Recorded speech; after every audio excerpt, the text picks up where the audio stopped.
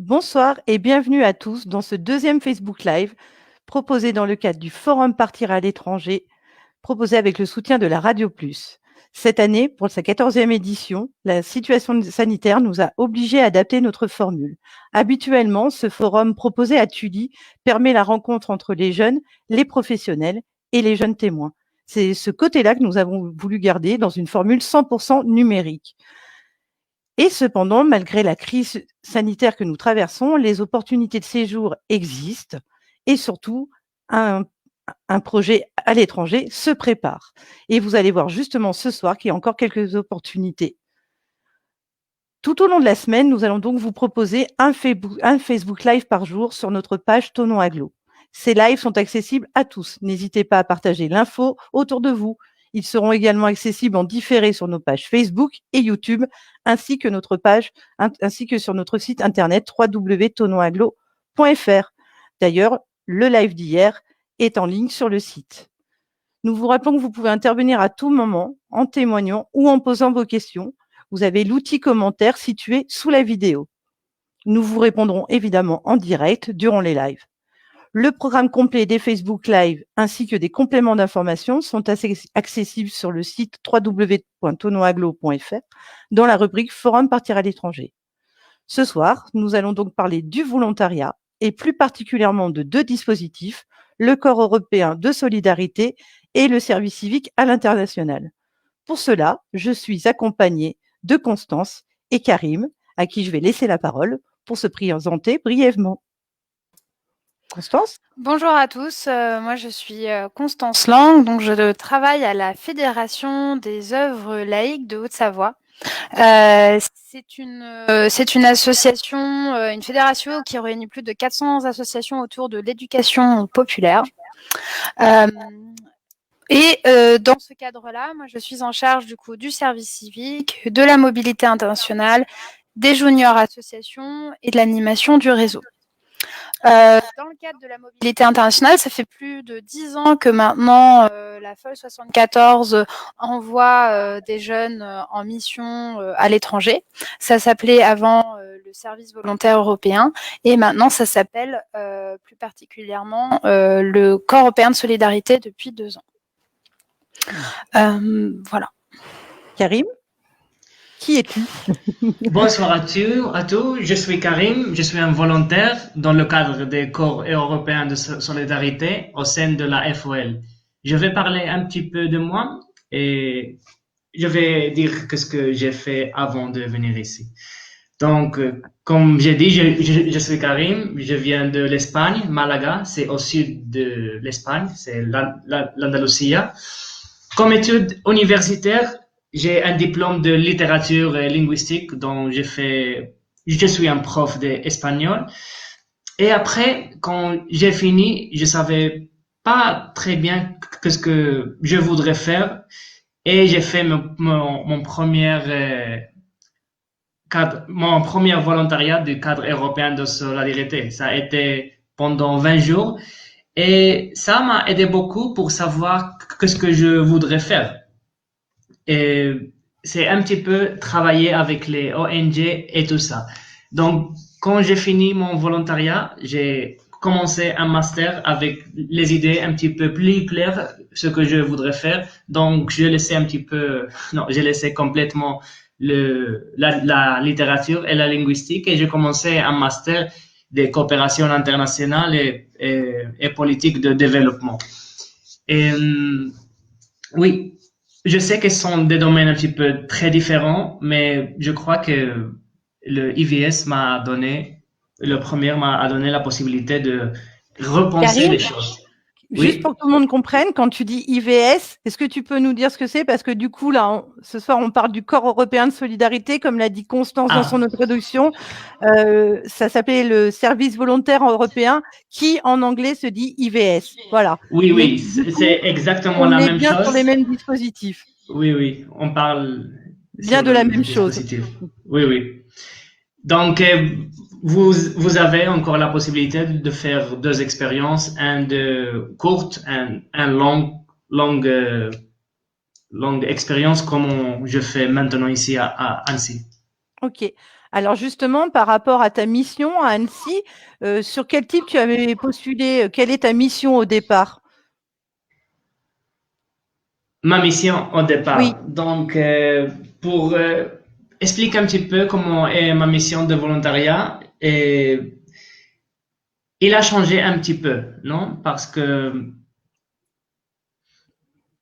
hum, c'est principalement au retour de cinéma. La FOL gère quelques cinémas et les jeunes de les écoles et des collèges euh, avaient la possibilité, avec ces écoles et tout ça, d'aller. Donc, je travaille principalement pour aider un petit peu la logistique de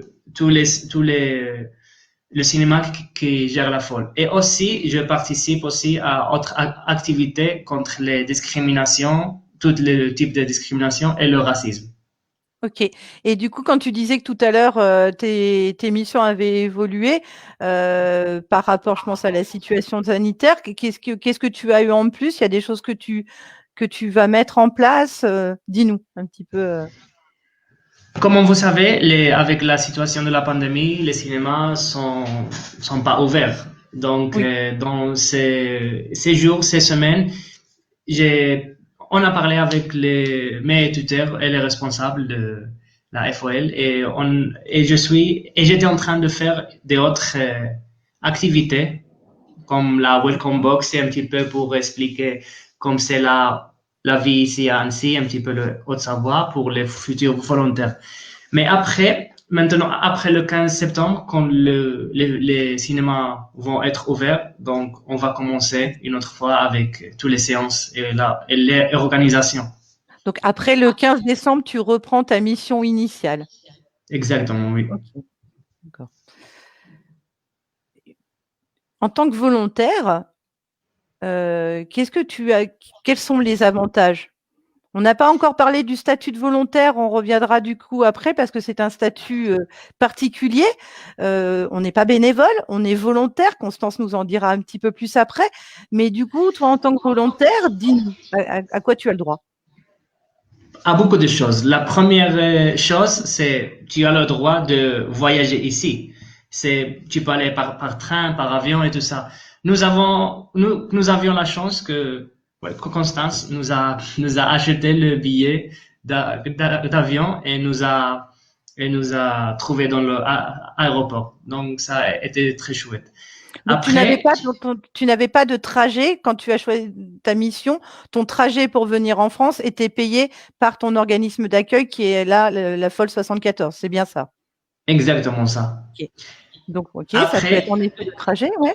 oui, après, des questions très importantes comme nous sommes ici. Par exemple, le logement. Le logement, c'est aussi, on paye rien. C'est aussi dans le cadre de corps européen de solidarité. Donc, j'habite dans une résidence avec ma propre chambre et j'ai de l'accès à l'Internet et des autres importants outils. Aussi, comme volontaire, nous avons de l'argent. Il y a de l'argent, de poche d'argent et aussi l'argent pour acheter les repas et tout ça.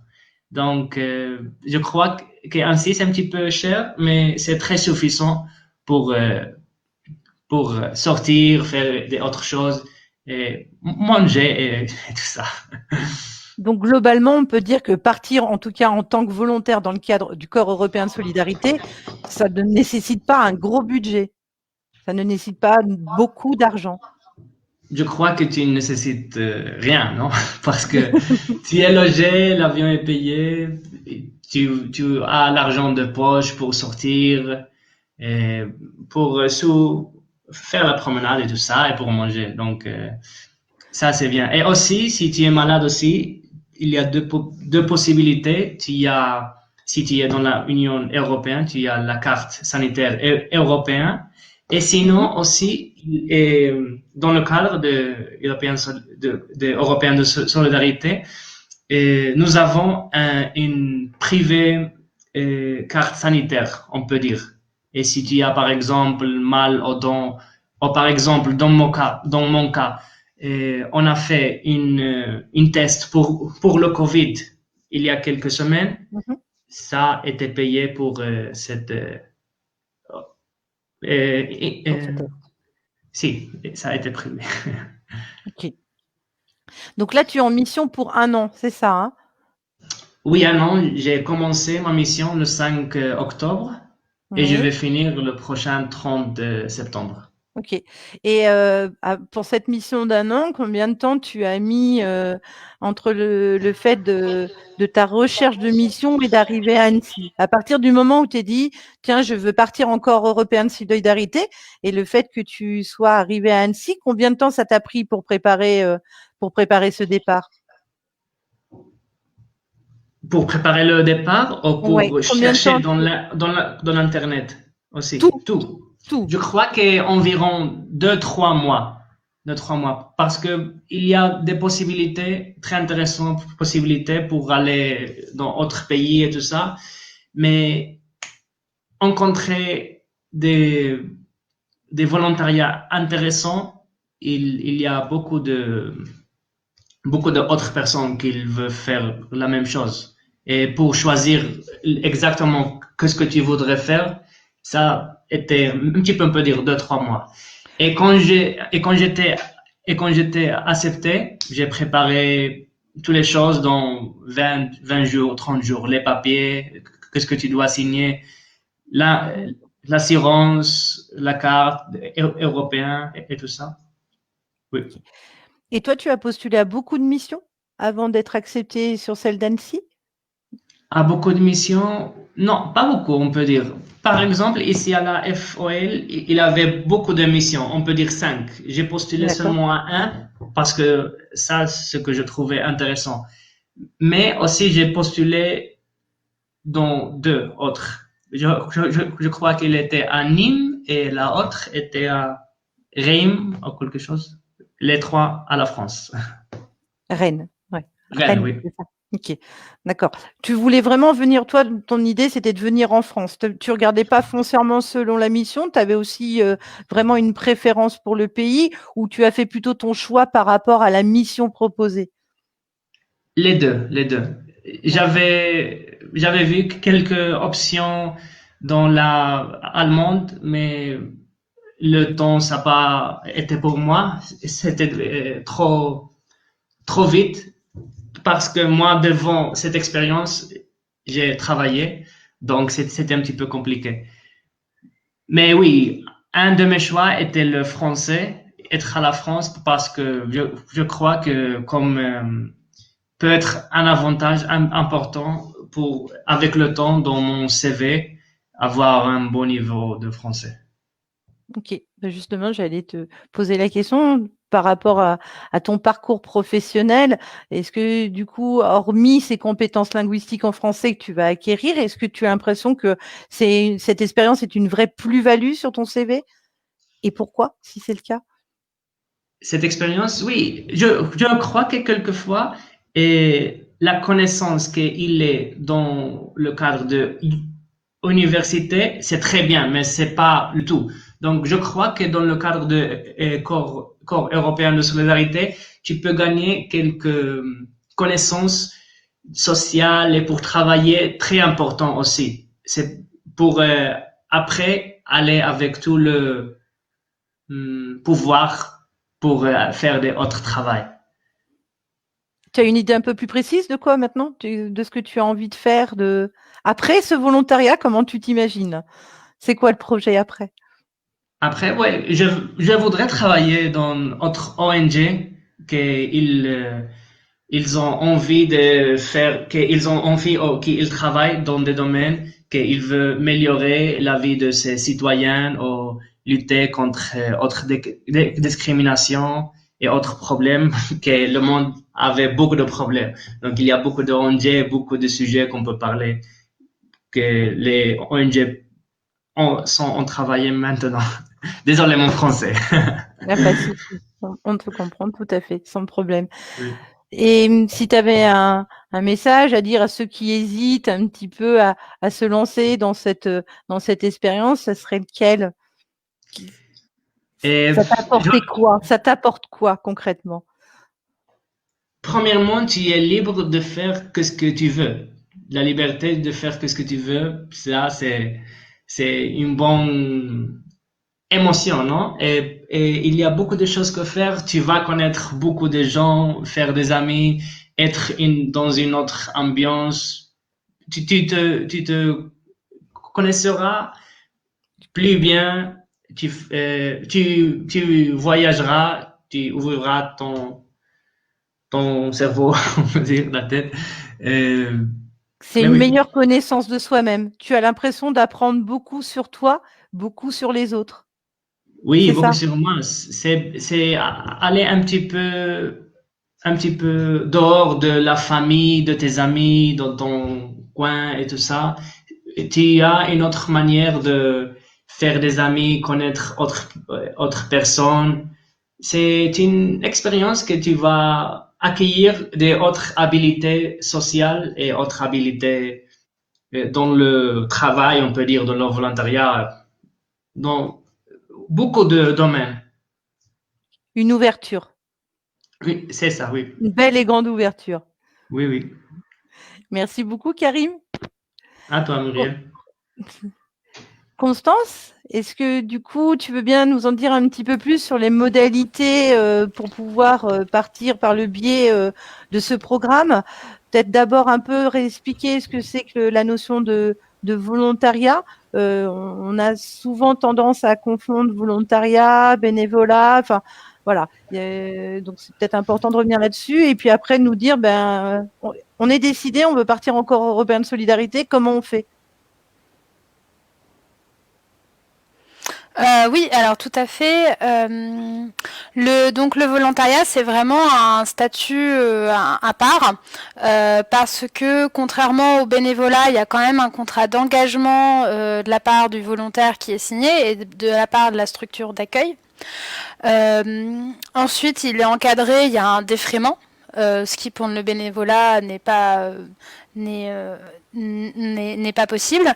Et en plus de ça, il y a vraiment tout un cadre par rapport aux missions. Voilà, un bénévole, il peut vraiment faire toute chose autour d'une association, que ce soit le ménage, les ateliers, l'animation, la formation. Le volontaire, il vient vraiment apporter un plus. Il ne peut pas avoir à sa responsabilité le ménage. Il ne va pas mener des activités qui doivent être encadrées normalement par des professionnels, comme voilà, un entraînement de foot ou autre. Voilà, ça c'est vraiment le cadre légal. Ensuite, nous, on veille toujours, quand on fait des partenariats ici localement avec des structures ou à l'étranger, à vraiment penser un petit peu la mission. C'est-à-dire que on va voir avec les associations, ok, votre volontaire, qu'est-ce qui va vous apporter que pour l'instant vous n'avez pas. Et surtout, si le volontaire du jour au lendemain, il doit partir, est-ce que votre association va continuer à tourner correctement ? Donc le volontaire, il peut pas avoir à sa charge entièrement la communication d'une structure ou un événement qui implique une logistique tu parlais justement de domaines un petit peu du volontariat. C'est quoi les domaines dans lesquels on peut devenir de volontaire? Oui, alors il y a à peu près 9 thématiques, un petit peu comme au service civique. Donc il y a le sport, la culture, la solidarité internationale, l'environnement, la santé, le patrimoine, la citoyenneté. Voilà, j'espère que j'en oublie pas. Mais ce sont vraiment des thématiques, il faut penser intérêt général, en fait, quand on pense à une thématique d'une mission. Comment cette mission-là va servir le plus grand nombre. Donc du coup, voilà, ça rejoint aussi le fait que ça va pas être des missions qui vont être là pour mettre en compétition des jeunes. Par exemple, vous n'allez pas devenir un entraîneur qui va essayer de mener un groupe de jeunes au plus loin d'une compétition, mais plutôt plutôt voir comment est-ce qu'on peut inclure un maximum de jeunes pour participer à une activité sportive, que ce soit des jeunes qui ont un accès loin à cette activité parce que de manière géographique ou parce que justement physiquement, dans un premier temps, c'est pas une activité qui est pensée pour les jeunes handicapés, mais on va essayer de les inclure. Okay. Alors là, moi, je suis jeune, je suis intéressée par le corps européen de solidarité. D'ailleurs, j'en profite pour vous rappeler que vous pouvez poser toutes vos questions en direct. N'hésitez pas. Donc, je suis jeune, je suis intéressée. Le corps européen de solidarité, c'est fait pour moi. Je fais comment? Je vais où? Je trouve où? Je me fais accompagner par qui? Comment ça se passe? Alors, ce qui est intéressant justement avec le corps européen de solidarité, c'est qu'il y a vraiment un accompagnement. Par rapport à d'autres missions de volontariat qui sont proposées par ou des organismes privés ou même parfois par des associations où vous allez devoir payer, vous n'allez pas forcément avoir un accompagnement. Ici, vous allez être accompagné par la structure d'envoi. Donc, pour la 74 sur la Haute-Savoie, il me semble que la FOL 74, on est les seuls pour le moment à faire de l'envoi. Et vous allez être aussi accompagné du coup par votre structure d'accueil et des fois même par une structure de coordination qui est en général dans le pays d'accueil. Donc, vous êtes intéressé par le volontariat. Sur le site de la FOL 74, vous pouvez aussi trouver mon contact, ou sinon vous pouvez aller directement, si vous souhaitez vous lancer, aller sur le site officiel de l'Europe. Donc là, vous voyez, il y a plusieurs... le site de l'Europe, en fait, propose vraiment tout un panel d'activités, mais aujourd'hui, on va se concentrer sur le volontariat. On va le trouver, hop, en dessous, ici, donc Corps européen de solidarité.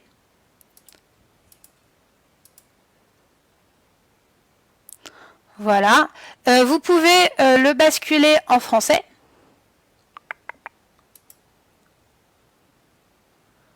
Voilà. Et ici, vous allez pouvoir trouver les annonces. Alors, ce qui est très important, c'est qu'il faut s'inscrire. Alors, ce site, malgré qu'il a été refait il n'y a pas très longtemps, n'est pas toujours très intuitif. C'est pour ça que moi, je propose aussi un accompagnement qui est entièrement gratuit, où je vous mets en phase avec des liens. Donc là, il y a marqué toutes les possibilités et vous allez vous retrouver avec cette carte-là de l'Europe. Et vous allez voir en fait que ça va au-delà de l'Europe. Alors ça va pas, je pense que les États-Unis, c'est une petite erreur géographique, mais en gros les missions vont même jusqu'au Maroc, la Tunisie, la Russie, la Jordanie, etc. Donc c'est vraiment l'Europe au sens large. Donc ici vous allez voir, si vous êtes simplement curieux géographiquement, vous pouvez naviguer comme ça et découvrir les missions en appuyant sur les petits pins. Ou bien vous pouvez rechercher par pays d'activité si vous avez déjà une idée précise. Pour maximiser vos chances, moi je vous conseille d'adhérer à un maximum de pages Facebook qui sont liées de plus ou moins là au Corps européen de solidarité. Moi j'en connais 3 que je pourrais vous envoyer par mail. D'ailleurs, il me semble que c'est comme ça que Karim a trouvé sa mission, parce que malheureusement, ma mission, je n'ai pas pu la mettre en ligne pour des raisons techniques diverses et variées. Donc c'est important de démultiplier voilà, ces possibilités. Vous pouvez aussi, avec la structure d'accueil, parler de votre projet et cette structure d'accueil va peut-être avoir des contacts parce que voilà, nous à force, comme ça fait 10 ans qu'on envoie des jeunes, on connaît différentes structures et on peut directement leur envoyer des candidatures spontanées et des fois il y a des projets aussi qui sont comme ça. Pour que ce soit bien clair, Constance, là tu parles plutôt que la structure d'envoi peut avoir des contacts et te rediriger vers une structure d'accueil. Voilà. C'est ça. Donc, parce que vous, la Fédération des œuvres laïques, vous êtes non seulement structure d'accueil, donc en effet, comme Karim ce soir, vous accueillez des volontaires, mais vous avez aussi la possibilité d'en faire partir. Alors, c'est sûr que du coup, dans ce cadre-là, vous avez des contacts privilégiés avec certaines structures européennes, je suppose. Ce qui peut faciliter des fois la mise en relation. C'est bien ça ? Oui, exactement. Alors ça va peut-être pas forcément correspondre exactement à votre souhait. Il faut savoir que typiquement, si vous voulez aller travailler, faire une mission dans un théâtre en plein cœur de Londres, ben, il va y avoir beaucoup plus de candidatures que si vous voulez contribuer à la citoyenneté européenne dans un pays plus voilà pas qui peut-être n'est pas anglophone. Voilà. Donc là-dessus, il y a aussi une vigilance à avoir que ce n'est pas du clé en main pour pouvoir obtenir la mission. Ça demande quand même un certain temps. Pour certains, ça va être 2 semaines ou 3 semaines, ça va être très rapide. Et pour d'autres, ça va être 6 mois parce que voilà, on va vouloir avoir des objectifs particuliers. Quand par tu rapport à la dis thématique. sur certaines missions où ça va pas être forcément anglophone, j'imagine que ce sont en effet les missions les plus sollicitées. Comment ça se passe pour les autres langues? Est-ce qu'il peut y avoir des préparations linguistiques? Est-ce que comment on peut faire si du coup on se dit moi j'ai quand même envie de tenter, mais là je maîtrise pas vraiment la langue? Alors ça, vous allez le voir dans les différentes annonces. Le Corps européen de solidarité a été créé pour justement favoriser la citoyenneté européenne et la mobilité des jeunes, même s'ils ne maîtrisent pas entièrement la langue ou la culture.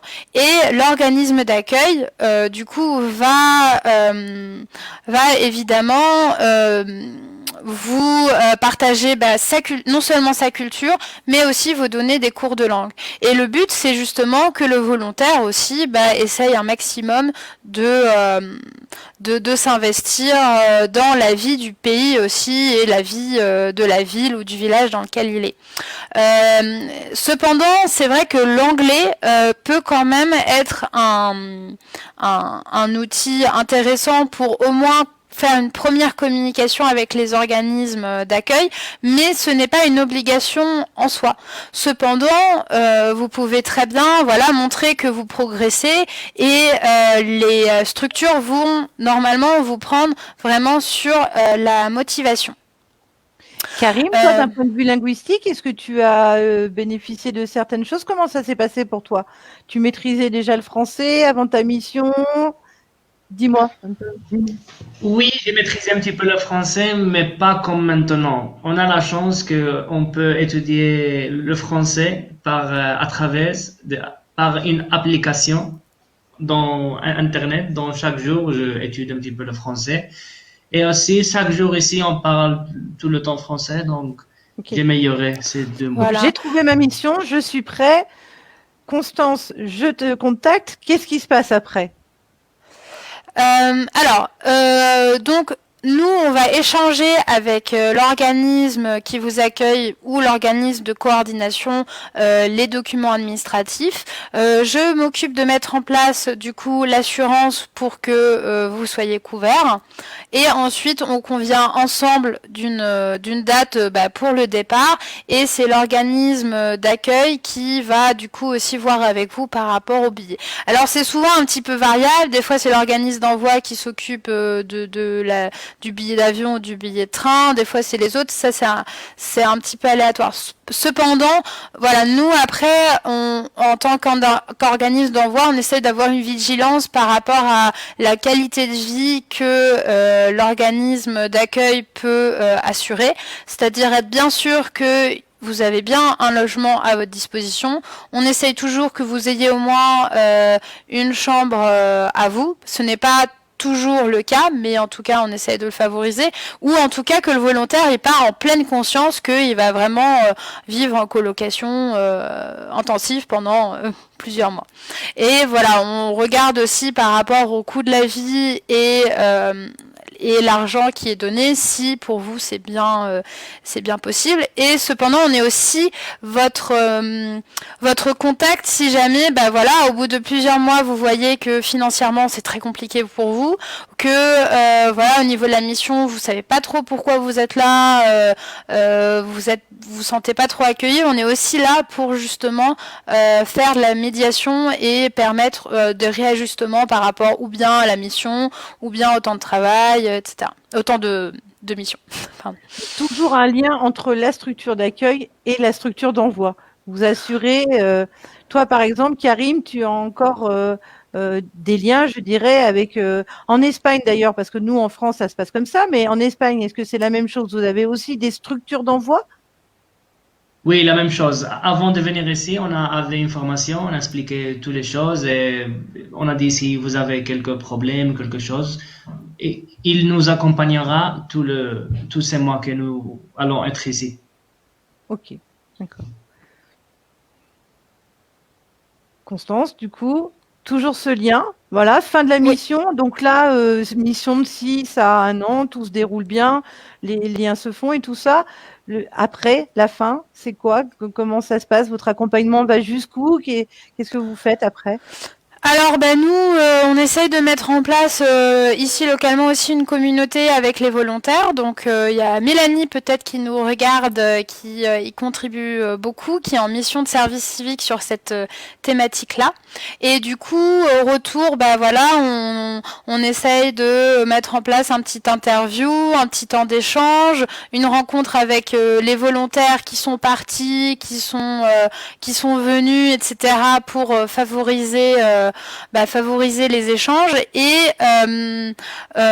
il y a le Youth Pass qui permet aussi de mettre en valeur ces compétences acquises pendant le volontariat. C'est quoi le Youth Pass? Alors le Youth Pass, qu'est-ce que c'est?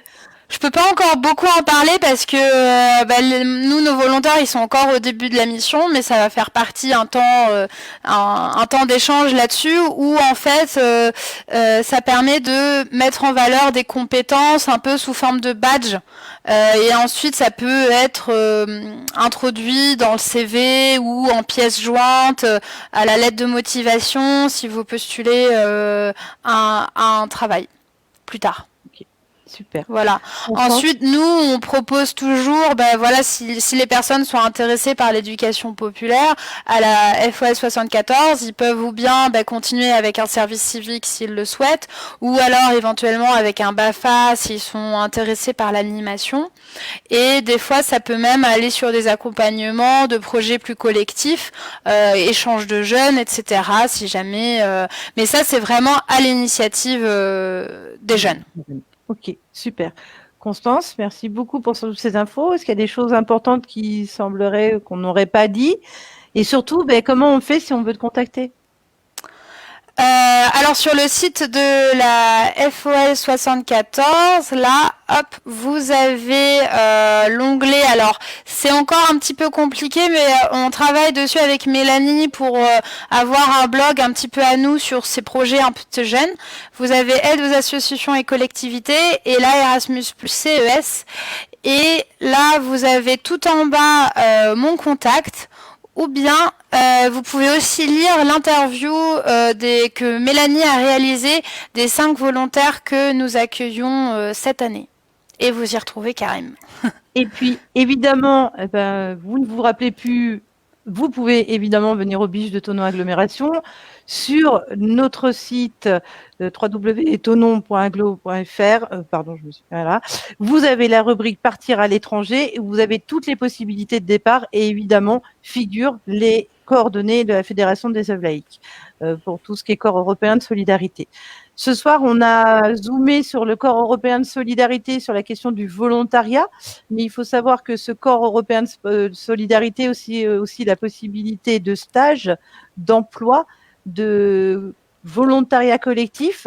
Sur le site que Constance vous a fait voir, il y a toutes ces opportunités-là. Donc n'hésitez pas, c'est un programme qui se développe énormément. Voilà. Et on voulait par la suite faire un petit zoom sur un second type de volontariat qui est le service civique. Est-ce que, Constance, tu veux bien un petit peu nous expliquer ce que c'est que le service civique, avec peut-être cette particularité, c'est que le service civique, on peut choisir de le faire soit en France, soit à l'international. Dis-nous, qu'est-ce que le service civique ? Alors le service civique, il est issu historiquement du service militaire et des objecteurs de conscience qui ne souhaitaient pas faire le service militaire et qui ont du coup fait des missions d'intérêt général dans différentes associations. Et celui-ci, il y a un peu plus de 10 ans, est devenu le service civique. C'est du coup un engagement pour les jeunes de 16 à 25 ans, jusqu'à 30 ans pour ceux qui sont en situation de handicap, pour des missions d'intérêt général au sein d'une collectivité, d'une structure ou d'une structure associative. Ces missions peuvent durer 6 à 10 mois, exceptionnellement 12 dans certains cas, et sont sur les mêmes thématiques que le Corps européen de solidarité. D'ailleurs, vous pouvez aussi, comme je l'avais déjà dit, faire les deux. Ou bien commencer par un Corps européen de solidarité et faire ensuite un service civique, ou inversement. Alors, vous ne pouvez pas faire 2 services civiques, ni 2 Corps européens de solidarité longue durée. Mais on peut bien faire un corps européen de solidarité et un service civique. Oui, si on alterne tout à fait. De volontariat, on pourra faire plusieurs expériences. Voilà. Oui. Donc le service civique, vous allez obtenir un défraiement. Exceptionnellement, dans certaines structures, vous pouvez être des fois logé ou bien nourri. Mais c'est assez exceptionnel. Cependant, à l'étranger, c'est quand même souvent le cas parce que voilà, c'est d'autant plus compliqué de trouver un logement à l'étranger. Vous allez défrayer à peu près 580 euros par mois. Pour des missions allant de 25 à 35 heures. Il faut savoir que ça ne change rien si vous faites 24 ou 35 heures. Nous, à la Fédération des œuvres laïques, on invite surtout des missions de 24 heures pour que les volontaires aient le temps de faire autre chose à côté, un travail, des études, du temps libre, voilà. Le service civique à l'international, nous, honnêtement, on n'en fait pas pour l'instant à la FOL. Après, je le souhaite vivement. Cependant, ce sont forcément des associations ou des ONG françaises qui ont leur siège en France, mais qui peuvent avoir des antennes à l'étranger où des missions peuvent être mises en place. Il y a aussi le volontariat franco-allemand, qui celui-là se fait vraiment de septembre à septembre en Allemagne, et pour ça par contre des missions de 12 mois. Donc c'est un engagement un petit peu plus long que le service civique classique. Ce qui est peut-être important de redire, jusqu'à quel âge on peut être volontaire, parce que... Voilà, alors c'est jusqu'à 25 ans, contrairement au Corps européen de solidarité où c'est jusqu'à 30 ans. Et le service civique, ça peut être 30 ans pour les jeunes en situation de handicap. Et il faut savoir que si vous êtes en situation de handicap, vous ne perdez pas vos droits que vous avez, dont vous bénéficiez, liés au handicap. Cependant, vous mettez entre parenthèses vos droits à Pôle emploi ou à la mission locale. Et du coup, par rapport au service civique, je trouve où ma mission ? Alors le service civique, vous avez du coup le site officiel et là vous allez sur jeunes volontaires, vous avez ici toutes les informations et ensuite pour trouver la mission, là voilà, vous pouvez directement cocher à l'étranger, vous choisissez un domaine, donc solidarité, environnement, etc. Et vous pouvez même ajouter un mot-clé. Voilà. Donc là, par exemple, en tapant à l'étranger, vous avez 104 missions, 508 postes. Parce qu'une mission peut avoir plusieurs postes. Avec des exemples, voilà. Donc aussi bien en Allemagne, Maroc. Voilà. Donc le site du service civique pour rechercher sa mission. Et là, on insiste, c'est vraiment du volontariat qui est possible à l'international, mais qui est aussi possible en France. Oui. Oui. Et alors, vous pouvez aussi vous-même, pourquoi pas tenter de contacter directement des associations si vous avez un projet bien défini qui peut coller avec cette association. Et certaines associations, nous, ça nous est déjà arrivé à la FOL, on fait du coup des missions sur mesure à développer du coup avec le jeune. C'est-à-dire, là, c'est le jeune qui vient vous voir, qui vous sollicite. Et Voilà. je dis, moi, je suis intéressée pour faire une mission de service civique. J'ai ma petite idée. Est-ce qu'on pourrait voir ensemble? C'est ça? Oui, alors par exemple, l'année dernière, on avait une jeune dans un foyer qui voulait découvrir comment fonctionnait un foyer et du coup, elle a eu pendant les premiers mois une mission surtout d'observation et après, petit à petit, elle a mis en place des choses autour de l'écologie. Voilà. Et puis à la suite de ça, elle a même été embauchée en CDI. Super. Voilà. Et oui. Un exemple parmi tant d'autres, mais vous pouvez, voilà, si vous êtes intéressé plus par l'écologie, envoyer des mails aux associations. Ça peut peut-être les motiver parce que certaines associations, des fois, ont des agréments, mais n'ont pas fait la démarche de mettre une annonce en ligne parce que pour X ou Y raison.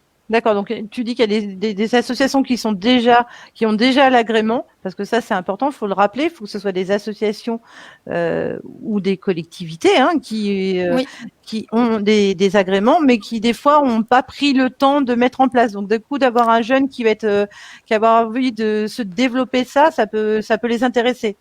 C'est ça. Alors si elles n'ont pas d'agrément, elles ont quand même la solution de venir nous voir parce que on fait nous de l'intermédiation pour service civique où on met à disposition notre agrément pour les associations, souvent les petites associations qui veulent se détacher des contraintes administratives.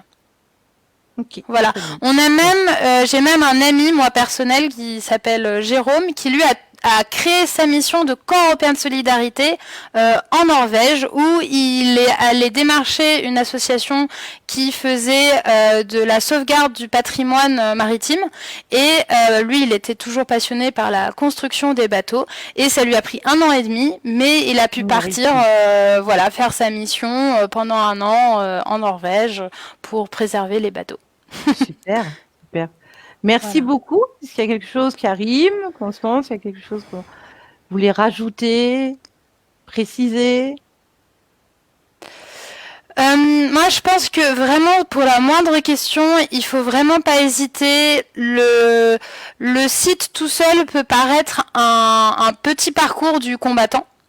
Mais ça peut être très formateur et vous allez rencontrer, si vous passez par des organismes qui font bien leur travail, vous allez quand même pouvoir rencontrer des volontaires qui ont fait cette démarche et qui peuvent eux aussi voilà, vous encourager, vous donner des tips, échanger avec vous. Donc voilà, si vous avez vraiment ce projet-là, faut pas hésiter à en parler. Moi, le nombre de jeunes qui sont venus me voir, qui avaient déjà trouvé leur mission, mais qui ont pendant plusieurs mois voilà, eu des doutes, etc. Ils m'ont dit si on vous avez rencontré plus tôt, voilà, ça aurait quand même été plus facile. Faut vraiment pas hésiter. Faut parler de son projet. Faut parler de son projet. Voilà. Et il faut donner envie aux autres. Exactement. Moi, ce que je voulais rajouter, c'est que ce soir, tu as parlé vite fait du volontariat franco-allemand aussi. Il y a plein de types de volontariat. Ce soir, on avait choisi d'en exposer 2. N'hésitez pas à venir au BIGE aussi pour connaître tous les types de volontariat. Voilà, ça c'est important. Il y a plein de possibilités. Ces possibilités, encore une fois, vous les retrouvez sur le site de Thonon Agglo dans notre rubrique internationale. Mais n'hésitez pas, et je suis tout à fait d'accord avec Constance, n'hésitez pas à parler de vos projets. Un grand merci à vous, Constance et Karim. J'en profite aussi pour dire, on a parlé des avantages. L'aide financière de la bourse mobilité qu'on a lancée du coup hier, la bourse mobilité de Thonon Agglo, elle peut tout à fait financer ce type de projet. Donc pour rappel, si vous avez entre 16 et 25 ans et que vous êtes domicilié dans l'une des 25 communes de Thonon Agglomération, si vous souhaitez partir en volontariat, vous pouvez tout à fait solliciter cette aide financière. Voilà. Vous avez toujours la possibilité de continuer à poser vos questions. Et puis, si jamais, on se retrouve demain pour un nouveau direct Facebook sur la thématique stage, job, emploi, les bonnes astuces et les bons plans pour rechercher un employeur à l'étranger. À mes côtés, j'aurai donc 2 témoins. Alexandra, qui est actuellement en Irlande et qui fait un stage professionnel, et Philomène, qui a fait son stage de Master 2 dans un lycée pour enseigner le français à Prague. À mes côtés, il y aura aussi Myria Durand, qui est chargée de mission mobilité internationale au CRIJ Auvergne-Rhône-Alpes et qui est membre du groupe national Eurodesk.